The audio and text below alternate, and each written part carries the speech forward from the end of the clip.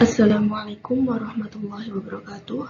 Perkenalkan, saya Nanda Ika Putri, kelas PIH. Di PowerPoint ini saya akan menjawab dari pertanyaan, yaitu yang pertama, apa saja jenis-jenis belajar menurut para ahli? Dan yang kedua, sebutkan prinsip-prinsip belajar disertai dengan penjelasan secara singkat. Berikut adalah materinya. Jenis-jenis belajar menurut Gardner. Yang pertama, belajar isyarat. Menurut Gardner, tidak semua reaksi spontan manusia terhadap stimulus sebenarnya tidak menimbulkan respon. Dalam konteks inilah sinyal learning terjadi. Yang kedua, belajar stimulus respon. Belajar tipe ini memberikan respon yang tepat terhadap stimulus yang diberikan. Reaksi yang tepat diberikan penguatan sehingga terbentuk perilaku tertentu. Yang ketiga, belajar merantaikan atau chaining, merupakan belajar dengan membuat gerakan-gerakan motorik sehingga akhirnya membentuk rangkaian gerak dalam urutan tertentu. Yang keempat, belajar asosiasi verbal. Tipe ini merupakan belajar menghubungkan suatu kata dengan suatu objek yang berupa benda, orang, dan merangkaikan sejumlah kata dalam urutan yang tepat. Yang kelima, belajar membedakan atau discrimination. Tipe belajar ini memberikan reaksi yang berbeda-beda pada stimulus yang mempunyai kesamaan.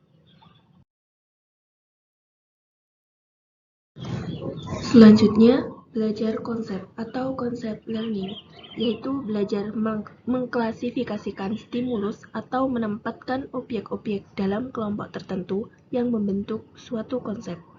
Yang ketujuh, belajar dalil atau rule learning, merupakan tipe belajar untuk menghasilkan aturan atau kaidah yang terdiri dari penggabungan beberapa konsep. Yang kedelapan, belajar memecahkan masalah atau problem solving, yaitu tipe belajar yang menggabungkan beberapa kaidah untuk memecahkan masalah sehingga terbentuk kaidah yang lebih tinggi.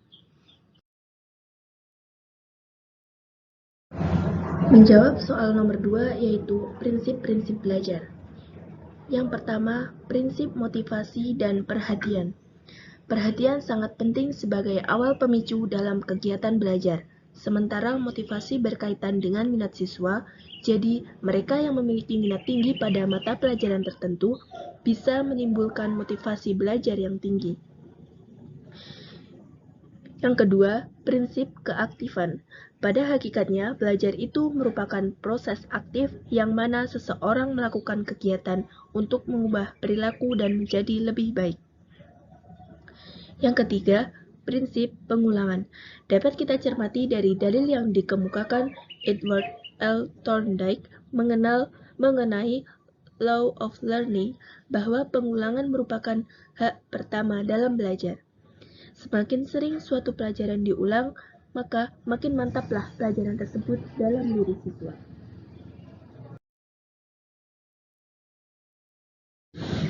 Yang keempat, prinsip tantangan.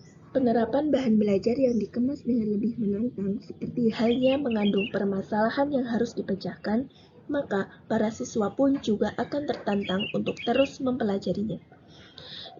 Yang kelima, prinsip penguat dan balikan. Kita tahu bahwa seorang siswa akan lebih semangat jika mendapat hasil atau nilai yang memuaskan, sehingga hal itu bisa menjadi titik balik yang berpengaruh untuk kelanjutannya. Yang terakhir, prinsip perbedaan individual. Proses belajar masing-masing individu memang tidak sama, baik secara fisik maupun psikis.